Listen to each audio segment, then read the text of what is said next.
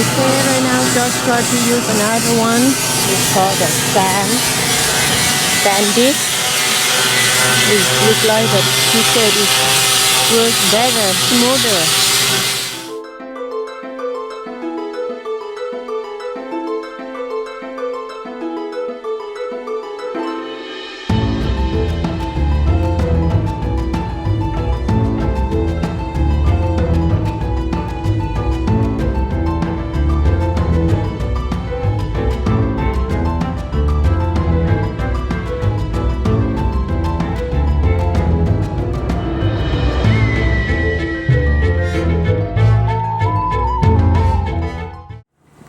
The sand, this here, it look like work is quicker. What? It's look like it's quicker. Oh, it is quicker. The difference between the two is that on the other one, in order to use the whole surface, you need to hold it really hard because it'll spin it out. So it's a lot easier to tilt it a little bit, but it creates a problem because it takes off less and it digs in. So with this, because the sandpaper is staggered on top of each other, right? The sanding surface is here, not on the edge. So you put it, and to start it, you tilt it a little bit, and then you flatten it out. And yeah, it takes out a lot less and leaves it smooth. Okay. Which what it does is, this is just the first sanding. And this sanding here is to take off all these decals and kind of smooth it out a little bit. Then later, this is a 36 grit. They didn't have 40, they only had 36, which is pretty stiff. So what I'll do is, somewhere there's a wheel that's 80. You have to find it, but it's here. I'll go back over the whole bus with an 80, then I'll go back over the whole bus with a 150. And that should make it very smooth. Now, let's say for example, here, right?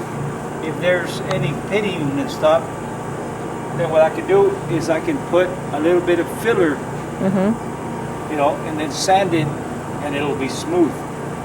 Okay. Yeah, but the biggest danger is here and in the front because it's made of fiberglass.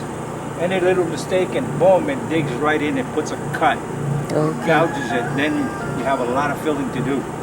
So this is going to take several passes, and now a lot of people, and I've seen it on YouTube over and over and over, is they want to get right to the painting, so they go to a 150, scratch it up a little bit, and away they go.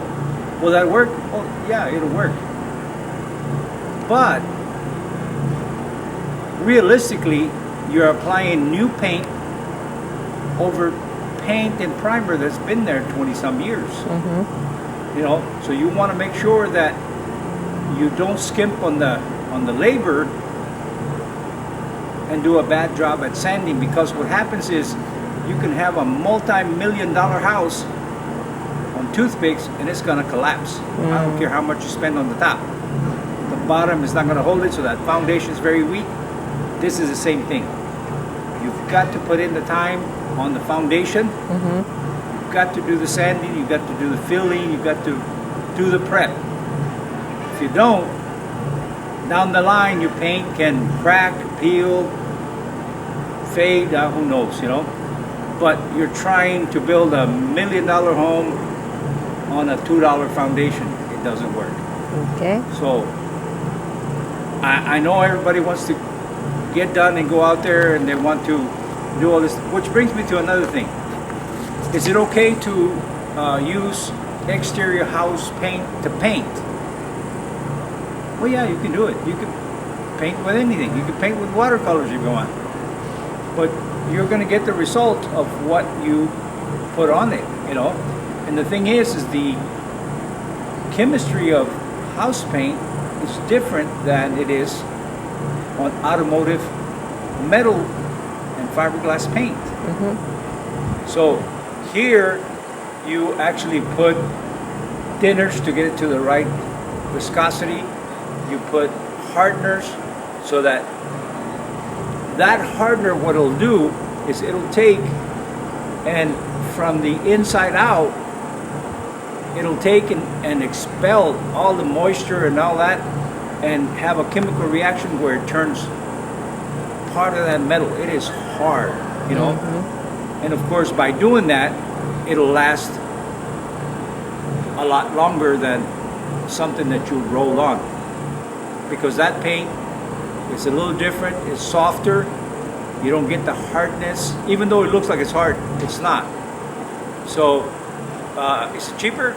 100%. But is it better? No, because you're using the wrong paint on the wrong material for the wrong reason. Will it look good? Yeah, it'll look good for a little while, but after a while, you're going to have to do it over and over, and in the long run, you're going to spend more money doing that in time and labor and material than if you do it right the first time, even if it's cheap automotive paint. Yeah, so we're going to do what we think is right. We're going to do the best we can, and hopefully we'll get some good results.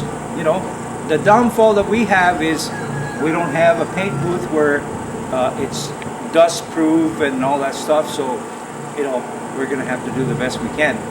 And hopefully, if we do get a little bit of dust or something on the paint, a month or two after it's painted, hopefully it'll come out when you buff the paint. So, and you have to wait at least a month, because it takes that long for that paint to cure and be completely hard before you go and do that. All right, I'm gonna keep going and see what happens. Okay, see you then. All right, here's Woon doing the bottom part. She's got a scraper razor blade, and as you can see, it works very well on these decals down here. Up there, you're just up in the air. It's kind of hard to get them going like that, but down here, that's the thing. All right, there it is. And this is a lot better than trying to sand them off, because this, when the decal is gone, is perfectly smooth. So later, when I go back over this thing here and resand with a 80 grit, it'll bring this to the same standard as everything else, and then everything will go down to 150 and so on and so forth. Yeah, all right. Good job, Woon.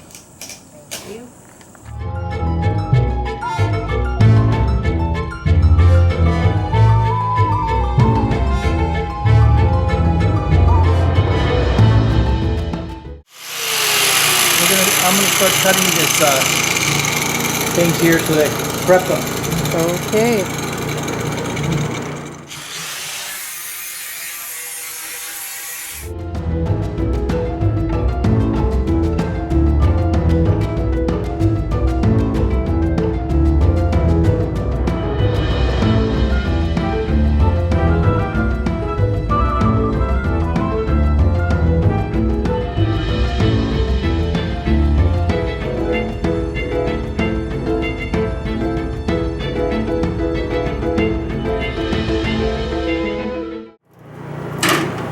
Okay, well, what I got to do now is draw a line here to match the bottom of this thing. What I'm doing right now is I'm trying to maximize the waste. So right now,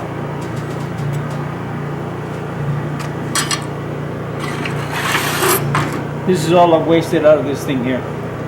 Out of this thing that I had here, I've cut all this. So this is the fourth piece that I've cut. So I've got 1, 3, 4, and 5. So I've got to cut number 2, and those back there. Because I'm trying to have enough left over to fix that underneath there.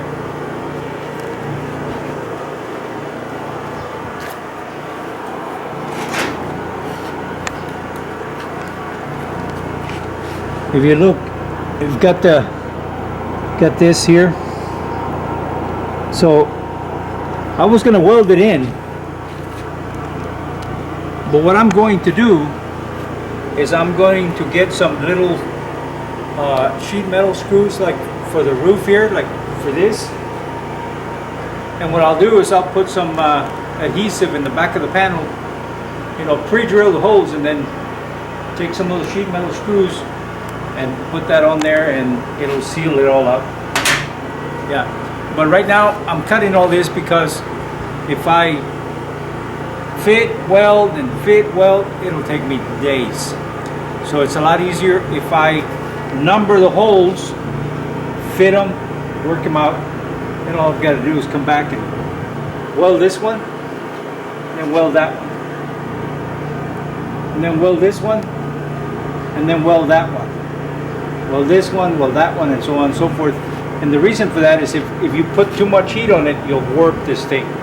So what you've got to do is you've got to spot weld this thing here, and then go do that one, and by the time you come back, you can put some more weld and then go over there and work your way back and forth.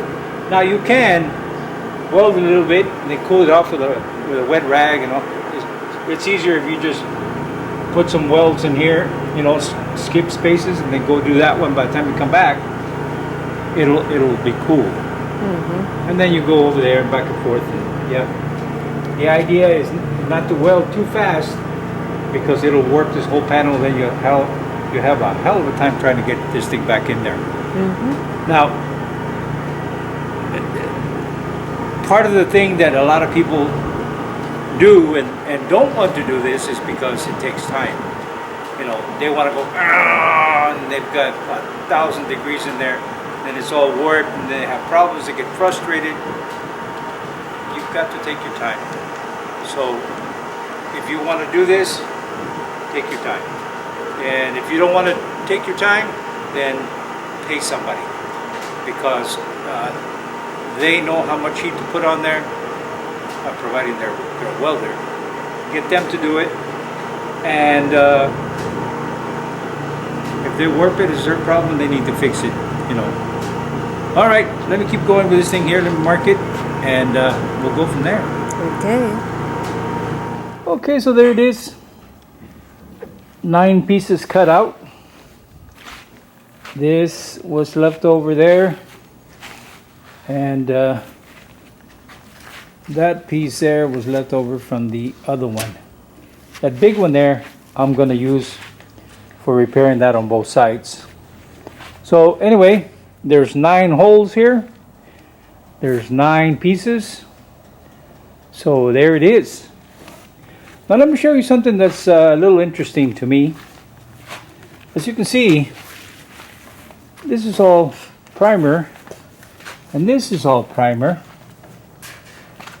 Now this stuff here is not acting like paint, unless it has something to do with the primer didn't match the paint or something. But Woon has been able to just use the razor blade and bring this out. It does feel like a wrap, and yet it has a little bit of a character of being paint. So I really don't know. Yeah. Now up here, it would have been just standing on the ladder, taking all that stuff. It was easier just to grind it off. So what I'm going to do tomorrow is, that was taken down with a 36 grit because they didn't have a 40. So tomorrow I'm going to sand it down with a 80, and we'll see how that goes, and then we'll do a 150. But down here, I'm going to see how this goes, and maybe I'll hit it with the 80. Maybe we'll just take it all off with a knife. I don't know. You know, because it is pretty smooth, and I really don't know. See, right here, that's where the stripes used to be, the decals. And yeah, so I really don't know. Either way, it's got to come off, so either we sand it, we scrape it, I don't know, whatever, but it's got to be done. See, the problem is that with the grinder, it's very quick, but it really grinds down, and it takes that all the way down to the metal. And yeah, so somewhere along the line, I'm going to have to make a decision as to what we're going to do. All right, tomorrow's another day. We're going to gather up everything and go home.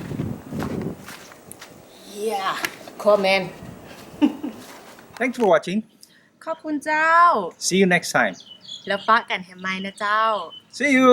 บ๊ายบาย